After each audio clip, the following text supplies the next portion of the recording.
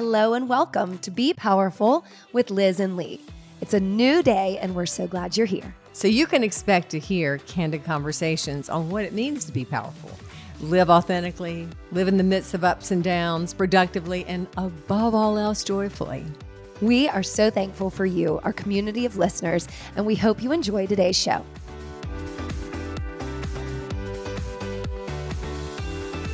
Woo! Hi, Liz. Hi, Lee. Welcome home. Yay, I think. Yes, we're happy to be back. It's Had a great questionable. trip. Yeah, it is. Well, we've had quite a trip. We've been gone for 3 weeks. A good 3 weeks. Yes. At that. And we are back to be with you guys. We've missed you, except we wish you were with us and we were not back in here in our Right. No, I did a good friend today. We were chatting after class because we were back in the studio. And I just said, when we were in this place, I could live there. This place, I could live there. This place. And she said, yeah, but once you really live there, it loses its luster. Well, yes. Your regular problems are just still your problems in a pretty place, and you don't savor it the way you do on vacation. And so that is very true. Right. And I'm grateful. Some people come to Charlotte for vacation. God knows why. Probably just to go to Hilliard City and Method, which, by the way, is a great idea. But no, it's just, if we lived in, I don't know, the Netherlands, we probably wouldn't have gin martinis every night. Or would we? I don't know. We hit that pretty hard. So you want to recap today? Let's do a little recap, and then we'll, the whole beauty of the traveling thing is to get outside of our space, to reevaluate and recharge and sort of readjust and put our perspectives all into a nice, good, orderly form, which means our perspective is to be, enjoy life and take breaks, and probably take more breaks than we need to, or than we generally do, at least you and I. Or maybe not so much like a hard break, but like a better sense of how you spend your time, at home and balancing that out. I think it's a reminder of why was I burned out, and how to a catalyst for change, a catalyst for what's working, what's not. Yeah. And how do I feel about all that? And also, you need to have a really fun travel partner. So I lucked out and got you as a travel partner. Yeah. I get an A+. You get an A+. How about me? What about me? A++. Yeah. Because we just flow. We have the best time. And plus we reconnect. Yeah. I mean, well, that is very true, especially because I know that we work together, sometimes live together, and we're together a lot. And you're one of my favorite people to be with. So it's not hard. Like Did you ever get sick of me? No, I was about to say I don't need breaks from you. Like it was really nice to 100% be in your presence and company and embracing and enjoying all these new and beautiful and different things. So we can do it again. We can do it again. I'm good with that. So let's highlight it a little bit. We'll highlight our trip, and then we'll just talking about all the fun stuff within it. Because in her second career, she's probably going to have to work with Lucy Williams Travel, who is our travel agent. Yep. But Lee, you are a serious travel agent. You get the best places. Yeah, it's great. So we'll give Lucy her 100th shout out because she deserves it. She's everybody says, Lucy, we're going to start taking cuts over this, right? I mean, we just literally talk about you every single podcast. I mean, people always ask, do you like Lucy as a travel agent? I'm like, yeah, first of all, she's a badass. I like her as a person. She's so easy to deal with. So first of all, she's easy to deal with, gets what you want. I always use her for booking hotels because you get the upgrade. I use her for transfers because it's so nice to just know in a different country that you're going to get from point A to point B. We did some trains this time on our own, which we don't always do, which is super fun. So yes, use a travel agent, use Lucy, and go explore. But I like to do, find the restaurants or explore the neighborhoods and do some of that also on my own. So, and before we go into our story, sort of, I want to say to everybody, whether you can afford it or not, make it happen. And I think we said that the podcast before this one. I want to say it again because sometimes you need to hear it again. If you have no money, just barely enough to get by on, find a way. just find a way, because there are plenty of places to stay all over the world. But I really think getting outside of the United States of America, we are really in a cocoon here as far as all the political turmoil and all the stuff. And you get outside of here and the countries are side by side, in Europe at least, where we were traveling. And in the UK, it's got this whole vibe going on, and there's a whole different thing. And people just, while we're all the same, gosh, we're just different in the best ways, and we can learn things from each other, I think. So no, definitely. And I think traveling lets you hear what other people have perspectives about the United States. We were on a bike tour throughout Amsterdam and had a kind of cafe break, and there was a family from Australia. Yeah. And he was like, so is the opioid epidemic like really bad where you live? And I thought, yikes. I mean, yes, in the country, maybe not in Charlotte. And I think he was referring to bigger cities, but I mean, that and the guns and the politics, people don't want to be they're afraid anywhere near this country. They're afraid of America. And I have to give them, they should be, because the news is like, guns and shootings all the time. But it was funny because both of us reacted to the opioid crisis. And to me, I'm like, that's like number 8 down on the list of stuff. I mean, yes, that is a huge crisis in this country. But gosh, there's so many more there also that we just hear slamming in all the time. The gun violence, the laws about women's bodies, and they literally laugh at us. I always want y'all to know, and they should laugh at us, and in a sad way, like, what's up with your puritanical government that says women can't have any control over the body? So that's in every place we went to. For sure. Yeah. And they have their issues. I was about to say, I mean, you ask one person how you like President Macron, and he's like, oh yeah, not doing it for us. And, a little laughable in Amsterdam. But, the point is, it's not perfect anywhere, but I do think that the bans that are happening here and the lack of egalitarianism is a real problem. Thing. We talk about that all the time. We know this. But I thought it was really funny, and I didn't even talk to you about this. We were biking through Amsterdam, which was one of our last which was our last stop. Which we'll go into that because we did a ton of biking in Amsterdam. And on one of the posters, it said stop all bans, but they were talking about immigration, like drop immigration bans in Europe, because it's literally from North Carolina to South Carolina to Georgia, is from Amsterdam through, Belgium into France. I mean, it's like we did this train trip in like less than 3 hours. You went through 3 countries, and it's like, hey, let's give it a break on those bans. So they're mad about the big picture. We're all mad about the most, I think, some silly things we're trying to ban, like people with self-expression and all that, which we saw a lot of in London. All right, we're hopping all over the place. Let's go back. Do you want to start with like kind of each place and what we thought about it? Or do you want to talk about, shopping or food or culture, or your favorite experience, or any bloopers? Start at the beginning. Because I have 2 stories I want to tell. Okay. I'm going to wait till you get to them. All right. So you just flag me down when you want to tell those stories about me and embarrass me. So, great stories. Number 1, we flew into London, went outside of London. It's called Ascot, very posh, stayed at a very nice place. We decided that we would splurge there, outside of a big city where you're not in your hotel room as much. So we decided to splurge there and start with some rest and relaxation. Meadows and fields for days. Beautiful. We were very surprised in the summer how cold it was. We didn't pack accordingly at all. No, we had all these great summer outfits, and all we needed was a sweater, a jacket, and a scarf, because it was like the high would be 68, 69, maybe a 70. No, colder than that. It was cold. And we would go to dinner, but they were nice enough to have blankets at dinner. This is right at our very first stop in England, Calworth, which I love. But bring your pocketbook full of money to this place.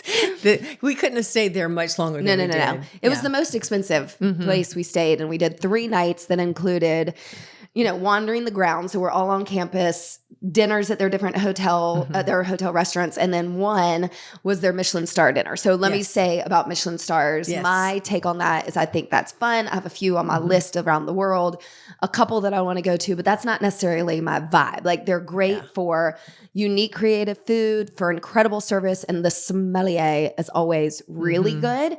But it's long and fancy and expensive. Well, it's not our most memorable. Necessary. It's never, and we've gone to a couple now, but it's never our most memorable meal. It's because there are too many dishes. There's a lot going on, and there's great service, but it's not. It's not a highlight of my night. Right. Yeah. But the highlight probably was you learning to love. Oh my God. Okay, Jen. Okay. Which I never drink, which, we're not like big boozers with the hard liquor, right? No. We're wine people, but this Calworth Park, which by the way is very posh. Ascot you already said, but Ascot had just happened. Like the Prince and all his crowd. Like the Royal Ascot they had horse just races. left the place. We had just messed them. But anyway, I'm sure they missed us too. But anyhow, with this bartender, we were like, we don't know what we want. Mm-hmm. He said, I got you. Gin martini. The first one was a gin and tonic. Oh, right. Tanqueray 10 is our new drink. Yeah. It's not a new drink. Tanqueray 10 is a brand of liquor. But it's our new. Talking to your mic. It's our new thing. No, I know, but I'm clarifying. Tanqueray 10 is not a drink. Tanqueray 10 I is know liquor. what it is. Well, you made it sound like that. Sound like a dumb, like I'm from Concord or something. You are. I know what with it is. Tonic and a grapefruit. Yes. So that was our takeaway from Calworth was the gin and tonic, which turned into gin martinis. Now we're talking big girl stuff. Now we are professional, and every night we go, yes, you were like, I'll have one with a twist. And I was like, I want a slightly dirty with an olive. And they're like, shaken or stirred? First of all, in London or in anywhere in Europe that we went to, no one said, do you want it up or straight? That's just such an American thing. If you're going to have a martini, it's going to be up, of course. That's the way 007 does it, right? Anywho, go ahead. Okay, so we learned about gin. Yeah. We got outside a little bit, good spa, good relaxation. We had our massage. Not too bad, jet lag, all that good stuff. Yeah. Okay, so while we were there, our one experience, we left and went to Windsor Castle. We had a beautiful guide. We had both been there way, way back in our lives, and it felt really different this time. I don't know. I like going to a same place again, different vibe, and just, I don't know, spatially. Yeah. It just felt different. And I liked that, we had recently gone through a coronation, so it felt like a nice thing to do. And we liked and get a private guide. His name was Mike, and he was great. Was that a Lucy recommendation, I think? Or did you find that? Hotel recommendation. Yeah. Yeah. So that was great. We went through Windsor Castle, and that was beautiful. And great. But, basically we got down, we were going to do like a boat ride down the Thames, and we got down there and nah. No. we didn't do it. No, there are swans everywhere, and I kind of have a bird freak. But as far as animals went, before we get out of Calworth, we took a walk one morning right after breakfast, and we went, oh, look at these pretty horses. These are all like Argentinian, like top dog horses, which we just walked right into the corral, stables or whatever. And we were like, oh, we were petting the horses, and somebody rolled by and went, by the way, this is super private. Not part of the property. These are like bazillionaires horses that you all are just like chicking around with. And but I got a great shot with them. Mm-hmm. Yeah, you did. One of them really liked me. They always do. But then this horse came right and then stared at me like, why are you leaving me? Because I was like petting him, her. Remember your Snow White.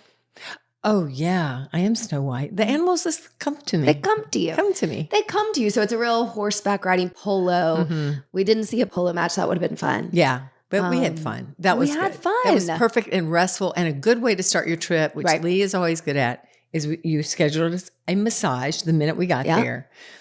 And then we powered through. So take us to the next place. So, we're in England. We're eating a lot of peas and ham. And we head into the city, which is 30 minutes or so. With traffic, we stay at a great hotel called the Milestone, which is right in Kensington. You kind of can look out your window and see Kensington Palace to get where we are. So we're checking in, which we have to work on a check-in process. It's also still freezing. Yeah. And I had every outfit I could wear. I had one coat I brought. London in July. Okay. Who knew? Anyway, keep going. Yeah. So we're at the check-in process, which we have to fix because I messed up and I'll never do this again. Everything needs to be booked in Liz Hilliard's name. So I'll book stuff, put it in my name. This pisses me off. If there's one thing that pisses me off in life, I know, is that. I know. They come to my door and go, Mrs. Kennelly? And I'm like, what? Hello, no. Anyway, so we check in, 2 women. We probably don't look like we're a couple. We have different last names. And they're like, so this room with a king bed? And we're like, yes, don't you fucking put me in a twin bed. Yeah. It was so funny. No, but yeah, then they would go, oh, when the guy at the milestone, and we were checking in, when he kind of like grabbed onto what was happening between the 2 of us, he goes, oh, wow, I've got an upgrade for you. And you had walked away. He goes, I'm not going to tell you about it. I want you to be surprised. And we went, well, we've got a lunch right now at this fabulous place, which I'll let you tell them about. And when we came back and we walked into this surprise upgrade room, I have a video that I might literally put on this podcast. It was called the Noel Coward Suite. Who was like an ancient, like 40s, well, you know, like a 40s movie star, but he had playwright. He had friends that he saw in this room. Flair. He was gay. So whatever. Anyway, this room was like the size of my lower story of my house. The bathroom was the size of this room right now. Yeah, that's inaccurate. This was a major room. So I've never walked into a hotel. It's not 2 levels. Right? I've been into that kind of thing, but you walk in and just go down the stairs into your room and the carpet is all leopard. It's just crazy. It's so fabulous. Anyway, that was the milestone. 5 stars for the milestone. Huge bathroom, huge dressing room. Yes. We could have stayed there. I literally didn't want to leave the room. No. But we did. We left and did a few very cool things. Yeah, we did a. What was your favorite? Let's get to it. Oh gosh. Okay, are we gonna get to the parade? Yes, of course. Okay. Well, we did get to run into friends, and we got to a great restaurant. She'll tell you about this. Okay, so about the second or third day. Second day, we had plans. We were like, okay, we'll go to the Pride Parade. No, we didn't know it was. Well, sorry. We didn't know before we got there that Saturday was a Pride Parade. We heard that it was, and we had tickets to Les Mis in the West End, so we were going to walk the park and see the parade and then go to the show. So knowing that we're going to be in, and I'm jumping ahead, in Paris on Bastille Day, we're like, Les Mis, yay, I've seen it. She's never seen it. And then we hear there's the London Pride Parade going on, which I've been to the New York one, and that was quite incredible. Can I just say this? Everybody in London is gay. Okay? That means good stuff. But Lee and I look like the straightest people on the street. And everybody in the city was out. Yeah. And they were decked. And I mean decked. And I lost my mind because I love a parade and I love crazy self-expression. I mean, let's be real. I love drag queens and all that. And I was just like, oh my God. And I just started sprinting down the street to find a really great place for us to like post up. Yeah. And you're going, Liz, what the hell? What are you doing? What are you doing? And there's like billions of people lines up back behind barricades. I've never seen so many people. There's millions of people. And so I look back and Lee's like going, what the hell? And we get to this place in Piccadilly. Was it Piccadilly? Yeah, it ended in Piccadilly Circus. Yeah, it ended in Piccadilly and it just stopped. And like, people were like 20,000 feet. I mean, there were just so many people like smashed in together. And I'm tall, so I could sort of see that, oh, I see, we're going to go across the street here. And I turned back and Lee's crying. Not full out. I mean, she's like, tears are coming down her face. No, they're not. I'm panicked. Okay, they're about to pop out of your eyes. And I look at you and I see you like really panicked. And I'm like, okay, I got this. And so I went into like, protector mode. And so I'm like, going through the crowd and, somebody says, hey, don't shove. I'm like, F you, keep moving. Oh, no wonder they hate Americans. No, I didn't say that. I was just like, kept moving because you were going to panic. Yeah. And she's also short. So I didn't know what was going on. So you couldn't see above the crowd. No. I could see. You could see the light across the street. Yeah. But it was the street blocked off and we had to get across. Yeah. And so everybody is just bottlenecked. I'm swarmed. They start opening the gate. We almost don't get through, but we get through and we get to the other side and it's fine. And I would like to add to your point about everyone is London and gay. Perhaps many are who don't regularly look at look like they are. Yeah. Perhaps they're just more accepting of gay people. Yes, and they are. It. They are very celebrated. And the few protesters, which we only saw one or two, and they couldn't get up a group of more than like 3 or 4, we're doing the Bible thing, which all the people were just like, really? Could you just bring me something heavier than duty than that? Everybody was just happy. Everybody was, whether they were gay or not, dressed in drag or acting like they just were very accepting. All of London was just out and happy and good. It was nice. And so, like I say, I like to say the story at the end of the day, it was one of the greatest fun days of my life and one of the hardest days of your life. And it all happened together. And once we got through the crowd, we were good. We were good. And so we went, yay, now we get to go see Les Mis in West End, which if you haven't gone to a show in West End, it's so cool. And it's so different from Broadway. Mm-hmm. It's small, it's intimate. Less expensive. It's less fancy. I mean, just fancy in every way. Like you don't have to dress up. It's just, the theaters have great character. Oh, yeah. So we rolled in and got a bottle of champagne. That's what they had to serve. We were like, okay. So you have some, you leave it with them, you come back at intermission. So 3/4 of the way through the first part, act, half, whatever. First song. No, it wasn't. I kind of start nodding off and I'm like, beautiful sounds. Ugh. So I'm falling asleep actively. So she's gone from panic mode, full out, I'm going to die today, to I'm nodding off in this dark theater. I'm like, it's Les Mis. This is one of the most famous plays ever. And you're like, then I'm done. So we go out at intermission, get our champagne. We're like, want to stay? Want to go? Let's go. I mean, that's how easy it was. We just left. And that's why you want to travel with a good partner. Yeah. Because I looked at her, I'm like, I've already seen Les Mis. I know how this is. Yeah, we know why. We know the end of it. And the music is great. And we can always listen to this later. But anyway, we got out of there and went to Gymkhana. Oh, right. I was just going to add that I know that now I need... in dark theaters, I need a bright and happy musical to keep me awake. Yeah. That when it's...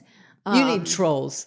I've seen like Tina Turner, MJ, all those. I've never fallen asleep. No. When you get like you dark... fell asleep in Hamilton. I did. I'm telling you, because it's dark and like the lights and my eyes just get smaller and they close. Okay? It's just my thing. It's fine. So it was fine. So hilarious. Then Soho was all blocked off because of the parade. People were walking around. I think in 3 weeks in Europe, half to 3/4 of your camera roll is the gay pride parade. No, it is. I've got so much footage. And I kept putting it up on Instagram on my stories. And she goes, she went into teacher mode again. That is overdoing it, Liz. Take those videos down. And I'm like, well, why not? It's a parade, So I edited it down to one really great, fun, feathery video. Film. Yeah, so what you were saying is the dinner we had was at Gymkhana, which is a famous Indian restaurant. Please I know London has a million Indian restaurants. We went to this one. It was phenomenal. It was phenomenal. Honestly, you can go anywhere in London and have one of the best meals you'll ever have. And it's a break from pub fare peas, fish and chips. Not that we don't like that. No, there's great food in London, but it is nice to have something a little different along the way. Which we did. So what else did we do? My favorite place in London is Chiltern Firehouse. Yeah. We got in there for dinner. Such a good dinner. Love a vibrant place, candlelight on the table. Good bread. Your tables are going to be packed next to each other. Get over it. Yeah. It's the way they do things. Yeah. It was fabulous. All of you're just going to be like this. Yeah. Right. Walked around a lot, still stayed cold. Did we buy anything in London? No. I wanted to buy a lot of Pride things and you were like, nope. No, we really didn't buy anything. I bought some new shoes. Remember my shoes, my golden geese? And Harvey Nichols or Harrods, one of those. Yeah, one of those. You got golden geese, baby. I did. I don't know. I'm kind of a thing about that. But yeah, so we shopped. We had fun. We had great dinners. The milestone, though, was killer. And that was the one place we had the English cuisine at lunchtime. Oh, we had the Sunday roast. Yeah, Sunday roast. It was very white glove, very, very fancy. And we actually loved that. That was fun. That was fun. It was in our hotel and it was very lovely and fancy. And we had a lot of fun people watching. Wait, can we just, one little story, because we don't want to drag this on. But we sat down and we're in this but they gave us a great table. I guess since we were in the Noel Coward room, they gave us this great table. We sat down and this kind of attractive, but a lot of plastic surgery woman walked in and her daughter. And when I mean it was like Michael Jackson-esque. the nose. Apparent. It was very apparent and not subtle. And so they walk in. They're just like looking around, noses in the air. That was left of their nose was in the air. And no judgment. Yeah, and they sat right in my visual. Mm-hmm. And in shuffles, like I don't know, 2 minutes later, this really old man shuffling with a cane. We only assume it's her husband. Possibly your father. No judgment on that. But the judgment here is that they treated him like bad. Like she was like, sit here, honey, sit down. I mean, I don't know what she said, honey. She said, if it was whatever. Dad or husband, but they were treating him mean. She was mean. And he looked down at the menu and he goes, where are we? And they apparently come there every Sunday for lunch. Now we're just being, but I lost my. Well, what was a little laughable too, less about them is what watching their reaction to the other group that was in snooty. Was a family of like 8 and they brought a kid. We'll get to the kids and travel in a minute, but it was a sweet child, not good kid. Do anything wrong, but they just make noise. And so the looks and daggers that this woman was shooting them were It was worth it. It was worth the price of the seat. Yeah. So anyway, London was that. I'll drop the one more restaurant that you mentioned the day we got there. It's called Jacuzzi. Oh, so good. It's part of Pink Please Mama go group. there. All their restaurants are good, but that was our first one for lunch right by the hotel. I would go back there anytime for lunch, dinner, anytime. Yeah. Italian based. So then we left there. We got off from London. Well, we did the Channel for the first time. Yeah, baby. Do that, but go first class, even though it's like not that much more money, but it's more money. I don't know the breakdown, but the Eurostar is nice. We had our one and only celebrity sighting. Oh God, yes, Emma Thompson. We saw her up close and personal. She was right beside us, and you were like, Liz, stand up. I'm like, and I stood up, and I'm eye to eye with Emma Thompson. So of course, being the rube that I am from Concord, I turned myself away, took a little selfie, and has Emma. Did I was so mad at you? I just got her in the background. She can see you doing this. It's fine. Emma and I are close. But yeah, that was fun. She looked great. She did look great. She's beautiful and tall and gray haired. I almost went white haired while I was there. Yeah, of course, it almost is.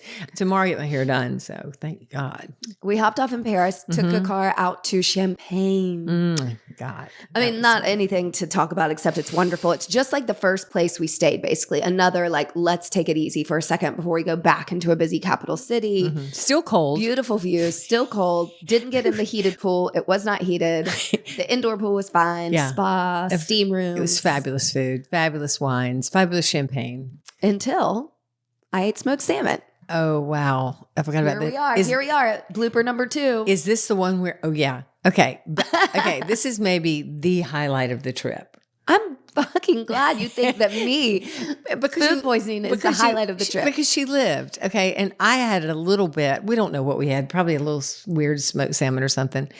But we had this big tour the next day of Monet. Not Monet, not Monet. Moet, and then a couple of smaller vineyards Champagne houses. Yes. So all night long you were up, right? Mm-hmm. Which meant I was up, but I was worried about you. But it all worked out. Literally worked its way out, and so she was thinking she felt better the next day. Well, we canceled right away. I woke up because I was up all night and just texted the travel agent there. That's another good thing about having a travel agent do this for you. There's a contact that I just said, we've got to cancel the morning. There's no way I'm drinking champagne in an hour. We'll meet. We'll start at noon and do the 2 smaller houses. So feeling good. Get in the car. Yep. Great driver. He's like, tells us everything we need to know about Champagne in that The whole region is beautiful. Go to La Maison Penet, a small house around the Champagne area. And he starts talking. And so we're all being very friendly. And it's a very private, we're having just Lee and I private dinner with this guy, Venter, and, our driver. And all of a sudden, Lee turns her back on us. There's just 4 of us, this is not a big crowd, and pulls out her retainers. Okay, the saga about the teeth. The braces are just off. She's got to wear the retainers. But the way she pulls them off, it was like I thought she was pulling her whole teeth out. And then she kind of gags at the same time. And then she like doubles kind of into herself, like if you're on YouTube watching, she's just like this. And I put my hand, there's like a barrel. And she puts her down. She goes, I Did you say you needed to I don't know. I don't know if you spoke. I just saw a bench. I'm like, you need to sit down and put your head between your knees. And she said to our guy who speaks beautiful English, but he still is in shock. Do you have a wafer or some water? And he goes, what? Anyway, so she's going down. All I can say is the color of her face was solid white as white can be, like the whitest sheets you've ever seen. And her eyes became like Sylvester on the Addams Family, big, round, dark circles. Like within seconds, you went from I'm alive to I've now died, but somehow my body is sitting up.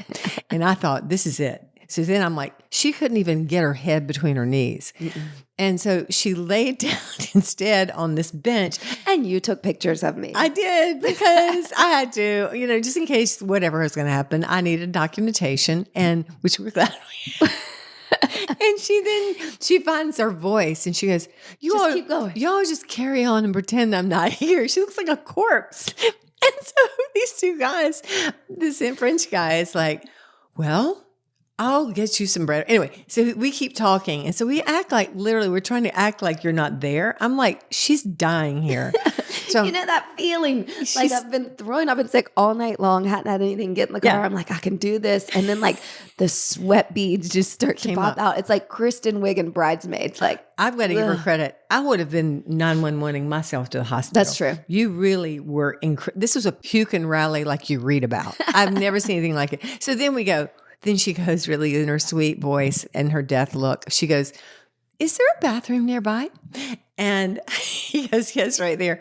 So she goes in the bathroom, and I know it's getting ready to go. It's going to be volcanic. It's going to be like a lot of noise and all these things. There's nothing left. So we move ourselves into the next room, and I'm carrying on the conversation with these two French guys, which that I hear barely. Yeah, and I'm just trying to keep the volume high. Keep the volume of our voices high enough so we don't have to listen to any of the stuff that's happening, because it is happening. And so it's been like, a hard 5, 7, 8 minutes. Yep. And I'm like, I have got to go check on her. And so I go around and like, because I was afraid she was just passed out on the floor now. And she's like, I'm fine, get out of here. And I was like, okay. So I'm like, do we need to get out of here? She goes, no, just give me a minute. She comes out of the bathroom in like 2 minutes. Face has been splashed with a lot of water, apparently. She's got color in her cheeks, sits down. She has a glass of champagne and a pigeon or some kind of fowl. It was called Guinea fowl or something. Yeah. Filled with gravies and stuff that would have it was heroic. It was the most heroic rally I have ever seen in my life. So then we just had dessert and more wine, and she just moved on through. I really recovered beautifully. You really recovered. It was a great story of your your ability. You are a superhero. To spice it up and give you a laugh. Yeah, and then we went to the next guy. We kept going. We went to the next venture, and you just kept rolling. You were just fine. I was fine. Yeah, so that was our big. That was the highlight of Champagne. Highlight of Champagne was the hotel's Royal Champagne. It is royal. It is beautiful. The views are great. Again, bring your pocketbook. This one's expensive. That was. It wasn't Calworth, but it was close. Yeah. Yeah. It was good. Yeah. All right, then. Yeah. Back to Paris. Yes, back to Paris for a few days. So dreamy. Yeah, and stayed in a really good, more reasonable place. What was the name of that one? Yeah, Pavillon Faubourg on the left bank in Saint-Germain. Right. Quiet, nice street. Again, great service, great restaurant. Downstairs, a little cave workout. Yes. I think you can have massages or spa, but we really just did the steam room and jumped in the plunge pool. Yeah. I did work out that morning when you went to a bar class. I sat downstairs in the wine cave and lifted heavy weights. Ow. Yeah. There's really nothing to say about the bar class you went to. So don't name it, but tell them. I won't. I went to one in London, one in Paris, and one in Amsterdam to just check the scene, see if we're missing anything, see what's going on in the world. Nothing. Not much. Nothing. Well, it turns out that we've got the best method there is. I True. mean, I kind of knew it. This is why I was like, okay, you go to the classes. I will coffee. I'll have coffee or I'll lift my weights. So that's what we did. But I just think the main difference was 1, 0 upper body.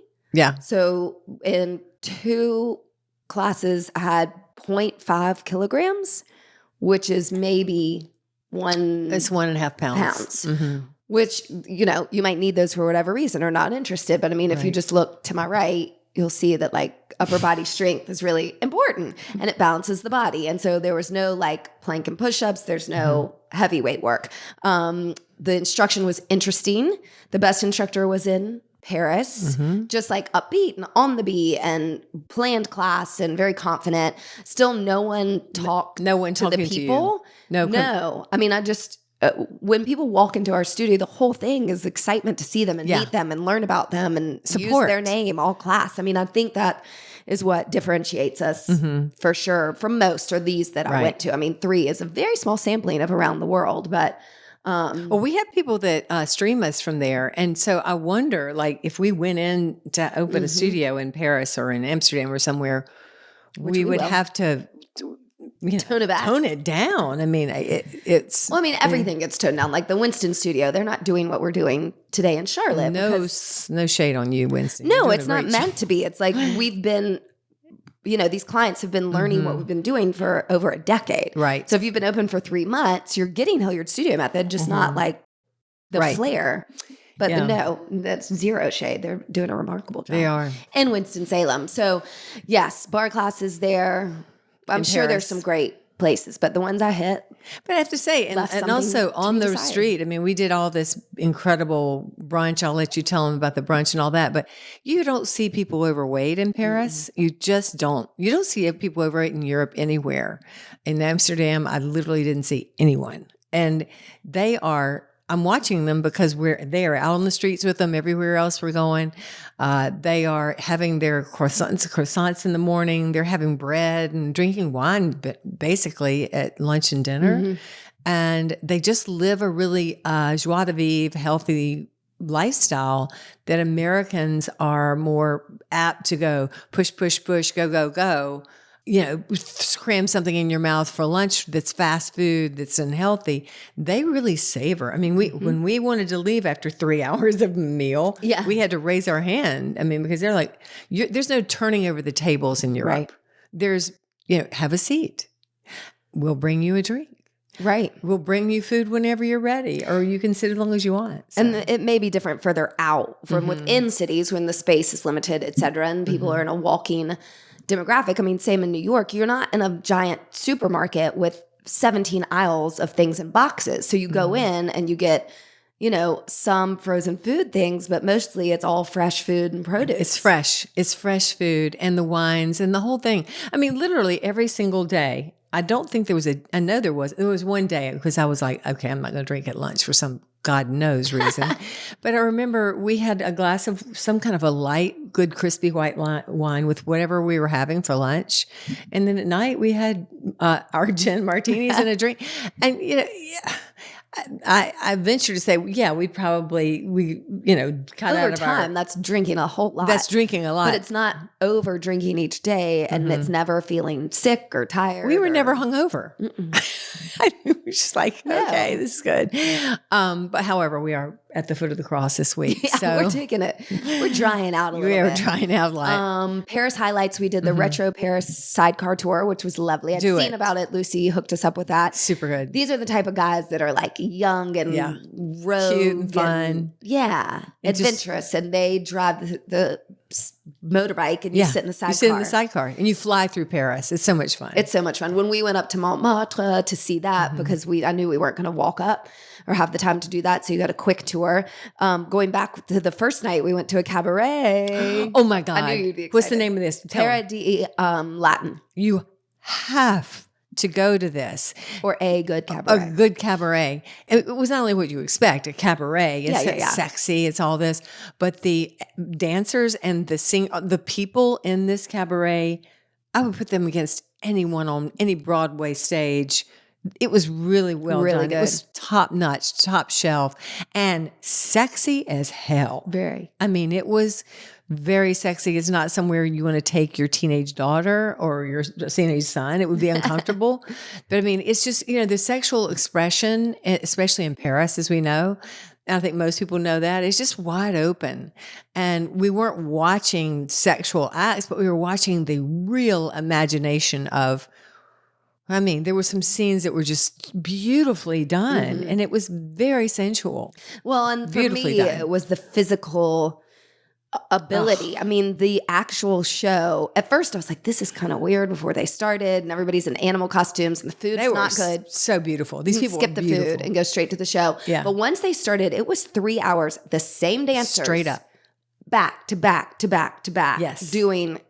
Not even dancing, like acrobatics. So there was one that was my favorite that was a different couple. He was in a bathtub. She was in aerial. They were soaking wet, flipping around. I was like, what is happening? So go see them. We'll put in our show notes the name of this cabaret. But honestly, there's a couple of them. And somebody recommended Crazy Horse. Crazy Horse. You have to see this in Paris. You have to. Rouge. We've done Moulin Rouge, and that's the world famous touristy one. But it was fun. Same thing. It was great. It's more like really, really touristy, and I like it. But I loved this one. This was one of my highlights. So, okay, another highlight. Okay, if you're ever in Paris on a Sunday, yes. Oh my God, please go to brunch at Plaza Athénée. Again, take your pocketbook. Yeah, but not. It's so good. What you get. Yeah, it is a lot, but not more than just like a long. So it is. Bread on the table, fruit on the table, yogurt on the table. Then you get the best salads and tea sandwiches, and then you lobster pick an entree, and caviar, and then you get the dessert, the flan, which we don't do. Which we don't do at brunch. We were like, we'll skip it, and he was like, no, you won't. No, you won't. That's ridiculous. You're not going to skip it, right? So yeah, we got this flan. We got 3 things, of course, but all we can remember was the flan because it was the best thing I've ever put in my mouth. And the beauty of the sweets and the dessert was it was not sweet. It wasn't too sweet. Like I really don't. People never understand this. I literally don't like the taste of sweets, but this was like. Everything's like light, just kind of sweet, but off the hook good. So, and then like fresh juices, tea, coffee, champagne, all included. There is live music, like a woman singing, a man on guitar. There's flower petals. There's the best service everywhere. Yeah. This room is gilded. Just go. It was a very cool experience. And then walk down the street and see the Dior gallery. Holy cow! It's going on right now. The exhibit of Christian Dior. It's one of the most beautiful things I've ever walked through in my life. It was really, it's fashion. I don't care who you are, whether you like fashion or not, just go. And then we can't stay in Paris too long, but without saying something about Versailles and the night that went to so Versailles. Many epic things. Yeah, because we're running low on time here. We got to move forward. These people probably already asleep. But Saturday nights in the summer, they open the gardens, light the fountains, have orchestra music piping through, and then when they serve champagne.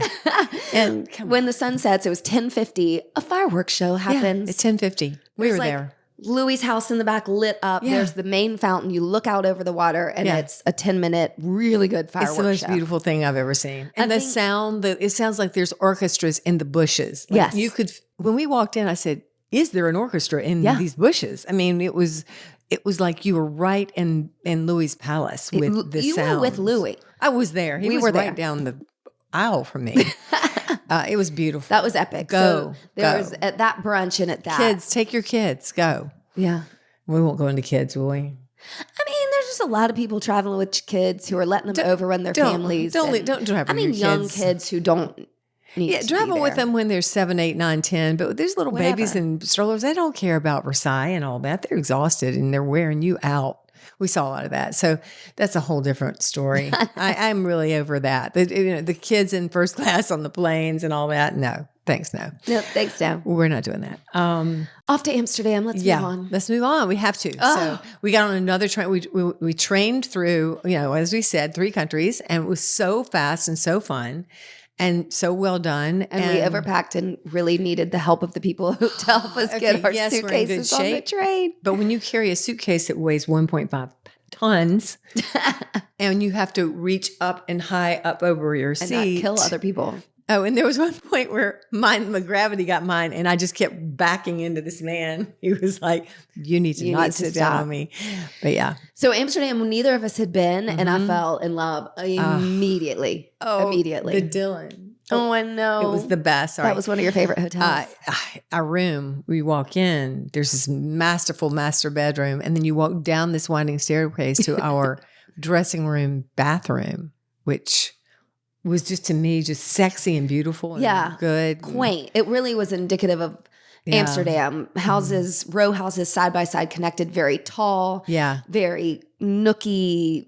It was beautiful. And we stayed in this room right outside the courtyard, and the food was delicious, and the service was off the hook. And we stayed a lot at the hotel. And so I loved doing that because we were there 4 nights. So we the knew same our bartender well. Philippe was there. Yes. There's another young guy, Heil. He just would smile when he saw us. They had bikes the very first morning. And this is another example of, roll with the flow or don't do it. And Lee goes, we have a 9 a.m. bike ride for 18 miles through the countryside. And I'm like, come on. I'm not going to get up and do an 18-mile bike ride. But I did. You did. And it was so much fun. We went to the dikes. I tried to hashtag dikes at the dike, but she wouldn't let me do it on Instagram. There it is. We got it in. So I told you I was going to do it. I got it on the podcast. And the bike, Amsterdam's flat. Yeah. So it was a very not strenuous, but a very good bike. So you take the ferry, which is free, because you pay high taxes and everything's free like that. The very first night, our guy said, "Oh yeah, we tax the rich people more here," and I was like, "Brilliant, okay." And so everybody gets to do everything for free, and it's it's a democracy. They have a king, they have a parliament, and all that. But everybody's just loose, and everybody literally. We thought it was legalized drugs. It's not. They just don't care. They're not interested in passing any rules about drugs. And so everybody's got all kinds of drugs. So they were dealing with more heroin issues. So they paid attention to those and let the marijuana you'll get arrested for heroin go. And we did not promise go into any of the coffee houses. We did. Coffee houses where you buy pot and stuff. Yeah, it's not a coffee house. Yeah, it's not a coffee house. But we didn't want to do that. We weren't interested. But we did buy some mushrooms. Good stuff. No, the good, not psilocybin. Mushrooms. Yeah, not the kind that you trip on, but the kind that's so helpful. Yeah, tinctures of chaga, of lion's mane, and reishi. Yeah, which I took some reishi. That's your takeaway from Amsterdam. Thanks for sharing. Yeah. Yeah. But if you can go in the countryside, it was very bucolic. Cows, sheep, windmills. My greatest moment. And it's on my Instagram stories. I made a little thing on my Instagram about that because when we were on our bikes, all of a sudden these sheep were coming at us, and we stopped. And I asked our guide, I'm like, Leah, are those sheep going to hurt? These are like 100 sheep. Are they going to run at us? Are we just going to sit here and let them do this? And she goes, oh, no. And then all of a sudden she goes, oh, we need to move now. And we had to get out of their way because the sheep herder, who had an award-winning flag in his farmhouse or whatever, was herding these, a bunch of sheep. How many? 100 or something? Probably. And they were running toward us. And I don't know what makes me laugh so hard about sheep, but I love them. It's like the sound and the clip clop. They're just so funny. They're cute. They're so cute. And so that was a highlight of our countryside tour. And then on the whole way back after that, since we were downwind of sheep and I'm allergic to wool, all I did was sneeze the whole way back. I'm like, I love country and nature. I can't handle it. I don't know how we're together. I mean, I'm like, but I do. But I'm just like, Lee, she's like, little sensitive. She's so sensitive. She's sneezing her head off, and our guide is like, "Are you okay?" I'm like, "Well, we're out here with sheep. We're downwind. The wind's blowing like crazy, and you were just sucking up all that sheep stuff." So sheep stuff, wool, dander. So then we did a day on our own with bikes from the hotel. That was fabulous. Best day. So the minute you get to Amsterdam, everybody goes, "Watch out for the bikes," and they're serious because they don't. They will run over you. They don't stop for cars. They come from the right. They go first. They are healthy people. Everybody's on a bike. Almost nobody has a car. Or maybe they have cars, they just don't drive them. Everybody's biking. And you're talking about high heels, briefcases, full tie suits.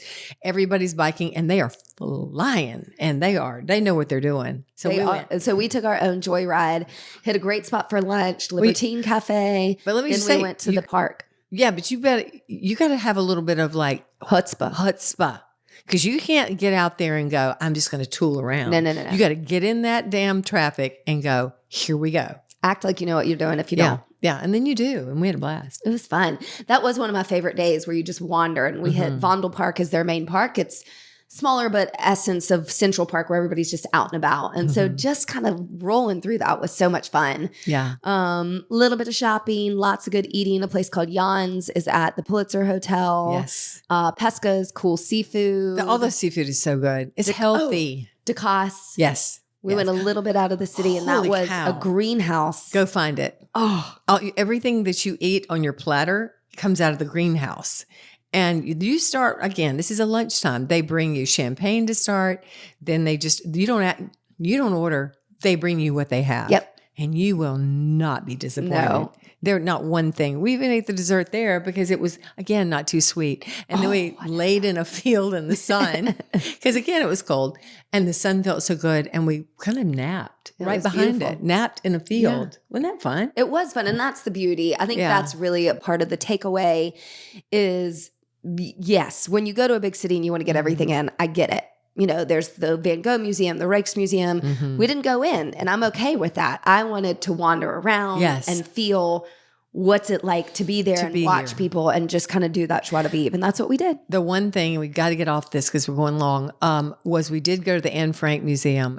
We went to her actual house, which you find a way to get yourself there and do the headset, like a friend of ours said, do the headset so you hear it, and tour the house.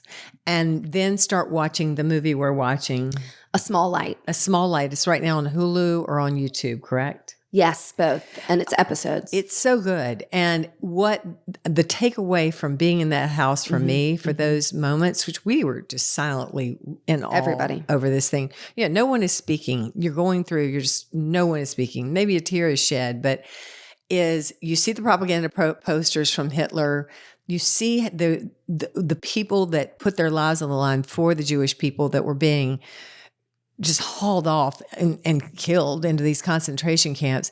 But it is too close to home. It is too close to home. When you see the propaganda, it was about the fear and the Jews being like horrible and we had to kill them and in the Heil Hitler stuff and everybody just got into a frenzy around Hitler.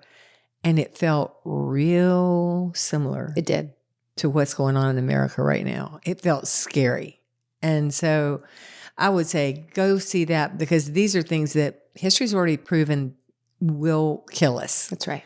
And it will destroy a society. Germany has done an incredible job coming back from this, but this shame will always be theirs. And we just don't want that to happen. No, in any country. Wasn't that long ago, and you don't necessarily 80 years ago have to, less than 70 something. Yeah, you don't have to go to the Anne Frank Museum. It was just an incredible reminder to go. This wasn't that long ago. We all know the horrific outcome of the Nazi Hitler era, the concentration camps, and that war. And to think that if we do the same thing, that a different outcome will happen. We're idiots. And before we stop this, one thing that I really was poignant to me in the Anne Frank house was it started with small things. Like Jews just can't shop between 3 and 5. No, they can only shop between 3 and 5 in the afternoon. Oh, Jews can only go to this swimming pool. They can only go to this theater.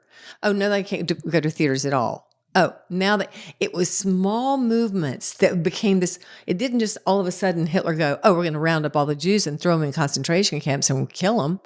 It was a small, and people, sort of like the the boiling of the lobster, it resonated with this country right now. The bans on just, whatever, who cares? I mean, let Florida doesn't let to get Florida married. be Florida. And who likes gays anyway, or who trans bothers me? Fine. Again, let that be. Don't ban it because those things mount up to these massive changes that will destroy a society. Yeah. It's a no-win scenario. So that really drove in on the Anne Frank house to both of us. Right. And for me also climate change, in a couple decades, a place as beautiful as Amsterdam with the canals that they've controlled very well will be underwater. Right. And it's just ignorant to spend so much time putting other groups down, putting restrictions on other groups of people who are not doing anything wrong and not focus on a better way to save our planet. Right. We're going to lose it. Right. And a better way to love each other and to be in connection instead of to decide that because you disagree with them that they can't have their life. Mm-hmm. Self-expression is everything. Mm-hmm. Loving and supporting other people aren't just like us is everything. And I think that is the bottom line. Yes, we love taking a break, adventuring, seeing beautiful things, other cultures, eating, drinking, shopping, all the things. But really that's the end of the day. And getting outside of our own bubbles. We live in an American bubble. Everybody lives in whatever their bubble is, neighborhoods or countries. And people go, oh, I'll wait till my kids are older, or, oh, I'll wait till I have more of a 401k or whatever you're waiting on. Don't wait to travel because we are all so much alike and people want to be friendly to each other. We never ran into anybody at all, zero. No. That was anything but, welcoming and yes. And I think that's really universal. Important message is that when you do travel, if you're tired or something's going wrong or something bad has happened, take a deep breath and step back a notch and be nice, because we saw one lady be really rude and demanding about a hotel in Paris. And it's just like that, that's why other countries or people ugly don't Americans like us, right? So you have to go out into the world and represent yourself and your country and your people. Right. And respect their customs. And please do it. Please get outside of your area and go travel and be ready for Hilliard Studio Method to be opening in Amsterdam London, soon. Paris, and Amsterdam. That's right. Oh, baby, thank you for that trip. That was fun. So good. It was so much fun. Thank good. you. And we're going to leave you all. This was a long podcast, and thank you for bearing with us. And please let us know your travel plans and have fun. Love you. Love you. Bye. Bye. Thanks for listening to us today, wherever you get your podcasts. And remember, you can now find our podcast on YouTube. Yeah. If you liked it, please share, rate, and review. We love 5 stars. And we hope you'll work out with us online or in studio at HilliardStudioMethod.com.